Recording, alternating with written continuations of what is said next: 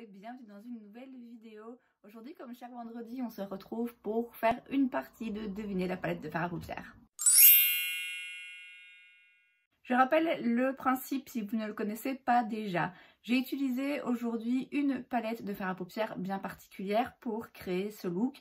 Je vais dans un premier temps vous montrer les fards que j'ai utilisés dans la palette pour arriver à ce résultat. Dans un deuxième temps, je vais vous montrer le reste des teintes qui sont présentes dans la palette mais qui ne se retrouvent pas sur mes paupières.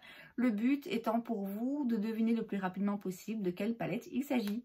On commence donc avec les teintes que j'ai utilisées qui sont juste là. Il y en a donc 2 mates, 3 métalliques, dont une un petit peu plus satinée que métallique, quand même pas hyper lumineuse. Si ça vous intéresse ce look, j'en ai posté un petit tuto rapide sur Instagram.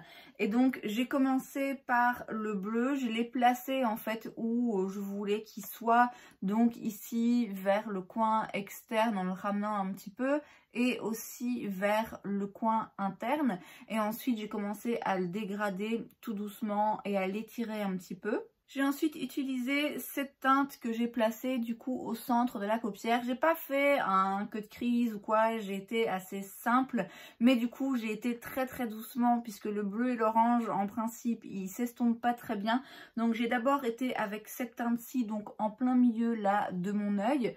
Par la suite j'ai rajouté celle-ci parce que je voulais quelque chose d'encore un petit peu plus lumineux, un petit peu plus intense. J'ai utilisé l'orange mat ici pour faire un petit peu la transition entre le bleu et l'orangé, mais comme j'ai dit, j'ai été vraiment très doucement, puisque si on les mélange trop ensemble, ça donne pas quelque chose de très joli, puisque c'est des teintes qui sont complémentaires. Donc j'ai vraiment été tout doucement, juste pour pas avoir en fait une délimitation très nette et précise. J'ai pris cette teinte jaune doré que j'ai mis en coin interne et que j'ai redescendu un tout petit peu. J'ai aussi mis une toute petite touche de ce fard, on va dire satiné, un petit peu métallique, juste là en ras de cils inférieur. J'ai mis un crayon noir en muqueuse supérieure et aussi un petit peu inférieur, du mascara et voilà. Et voici sur mon autre bras le reste des teintes qui sont présentes dans la palette mais que je n'ai pas utilisées aujourd'hui. Elles sont au nombre de 10 et donc vous avez fait les calculs, il y a en tout 15 teintes dans la palette. Il y a 6 fards mat et 9 lumineux, en sachant que dans les fards mat, il y en a 2, donc celui-ci et celui-là, qui ont une texture un petit peu plus particulière, un petit peu plus crémeuse. Et dans les fards métalliques, vous le voyez, hein, il y en a qui sont beaucoup plus intenses que d'autres. Par exemple, celui-ci est quand même pas mal intense, l'argenté aussi, un des orangés que j'ai utilisé aujourd'hui. À côté de ça, il y en a qui sont un petit peu plus soft. L'autre orangé que j'ai utilisé aujourd'hui, ce turquoise aussi, qui est un petit peu plus léger. Donc, de manière générale, 6 mat, 9 lumineux, mais quand même avec des intensités et des textures un petit peu différentes. Je ne sais pas si swatcher comme ça c'est très facile, puisque à une ou deux exceptions près, on a d'un côté les oranges et bleus et de l'autre les roses et turquoises, parce que dans la palette c'est pas rangé comme ça. J'ai quand même l'impression qu'une palette comme ça avec 15 fards et cette harmonie de couleurs qui est quand même un peu particulière, j'ai l'impression que c'est pas si difficile, mais dans le doute, je vais quand même vous aider et vous donner quelques indices. C'est une palette relativement récente dans ma collection, palette qui coûte cher, mais que j'ai eu avec un très beau pourcentage. Palette que j'aurais peut-être pas forcément achetée s'il n'y avait pas eu la réduction, mais c'est ma formulation de fard préférée, donc j'ai forcément craqué. Et donc avec l'harmonie de couleurs et tous ces indices, est-ce que vous avez trouvé de quelle palette il s'agit? La palette que j'ai utilisée aujourd'hui pour créer ce look, c'est la Circo Loco de chez Natasha Denona. Et voici à quoi elle ressemble à l'intérieur. Donc on le voit très coloré, beaucoup plus coloré que les palettes habituelles, on va dire, de Natasha Denona. C'est une palette donc avec 15 fards, je vous l'ai dit, donc 6 mat et 9 métalliques, mais vous voyez, hein, il y a cette fameuse texture un petit peu différente dans les mats pour 2 fards, et dans les métalliques, on l'a vu, il y a quand même des intensités et des brillances un petit peu différentes. C'est une grande palette chez Natasha Denona, donc c'est pas les palettes midi qui coûtent entre 65 et 70 €, où il y a également 15 fards, mais il y a moins de grammes par phare, ce qui fait que ça coûte moins cher, et ce qui est, moi je trouve personnellement, plus intéressant. Je suis un petit peu perplexe en fait par rapport à la décision de faire cette palette en format grand comme ça, donc qui coûte un peu moins de 120 €. C'est le cas aussi par exemple de la Biba, et ça je comprends totalement parce que c'est une palette neutre à utiliser au quotidien. Donc le fait qu'on se dise bah tiens, on aura peut-être besoin d'avoir plus de quantité et que ce soit une palette vraiment de référence, c'est logique pour moi d'en faire une plus grande palette, encore que c'est pas non plus forcément nécessaire, mais faire une grande palette comme ça où donc il y a beaucoup de grammes par phare pour des couleurs aussi spéciales qu'a priori on va peut-être pas utiliser tous les jours, j'avoue que je comprends un petit peu moins bien. Ça aurait été beaucoup plus logique pour moi qu'elle sorte cette palette dans le format midi, comme c'est le cas de beaucoup de ces palettes finalement, et en tant que consommatrice ça aurait été beaucoup plus intéressant, puisque dépenser autant d'argent pour une palette qui certes est très jolie mais que je vais pas utiliser non plus hyper souvent, c'est moins intéressant comparé par exemple à la Biba que oui je vais utiliser de façon plus récurrente. Donc en ce qui me concerne, il y a un choix que je comprends pas forcément là, donc de faire cette palette dans le grand format et pas dans un format midi.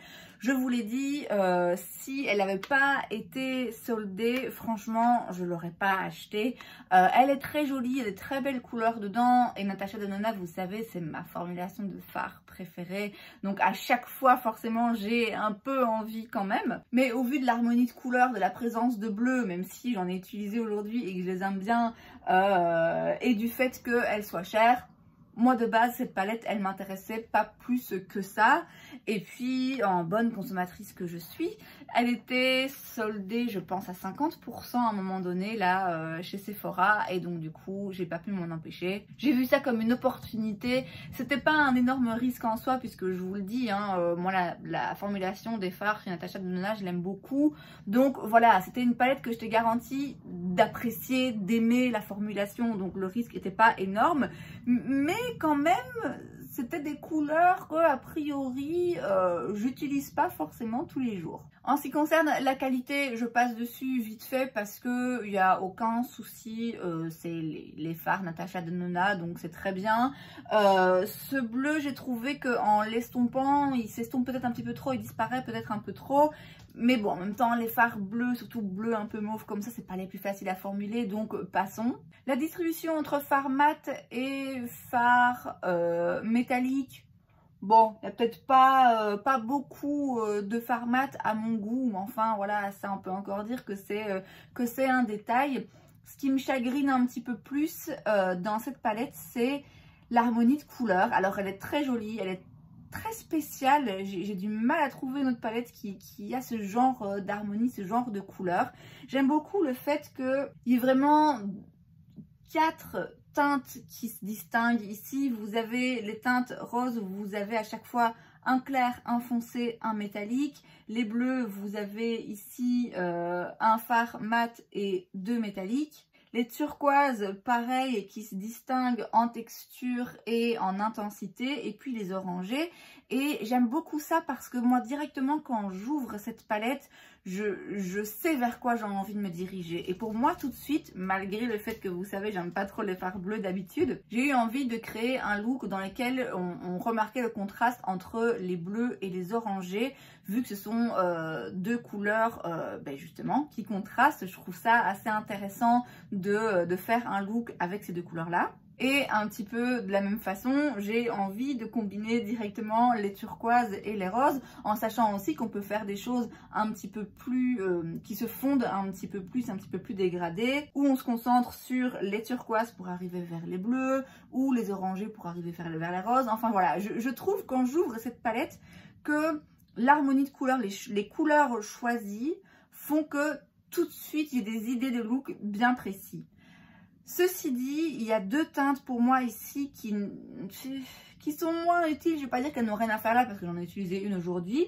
Mais le doré et l'argenté, je trouve que c'est pas nécessaire. J'aurais préféré soit avoir des teintes lumineuses, mais du coup beaucoup plus claires. Parce que vous le voyez, hein, je trouve que c'est quand même peut-être un rien trop foncé pour faire un point de lumière. Ou alors avoir des teintes de transition pour pouvoir estomper un petit peu plus facilement les teintes mates qui sont beaucoup plus intenses en pigment, beaucoup plus flash en coloris. Alors, c'est des fards Natasha Denona, donc les fards mat s'estompent très bien. Mais quand même, avoir l'une ou l'autre petite teinte de transition, peut-être un beige orangé un petit peu plus clair ou un beige très clair carrément pour mettre en dessous du sourcil, je trouve que ça aurait eu plus de sens que ce doré, cet argenté. C'est de très jolis fards en soi, mais pour moi, ils rajoutent pas quelque chose à la palette alors que ça manque un petit peu de transition à mon goût. Mais bon, vous le savez, vous connaissez mon amour pour cette marque. C'est une très belle palette. Si les couleurs vous plaisent, vous ne serez pas déçus pour la qualité. Je reste quand même d'avis qu'il aurait été plus opportun de la sortir en format midi pour que ça coûte moins cher parce que finalement, j'ai beaucoup de fards à paupières de couleurs que je ne vais pas utiliser aussi souvent que ça. Et c'est donc tout pour cette vidéo, j'espère que ça vous a plu. Si c'est le cas, n'hésitez pas à laisser un like. Vous pouvez aussi vous abonner à ma chaîne parce que c'est gratuit, donc pourquoi pas. Et moi, je vous vois la prochaine fois. Bye!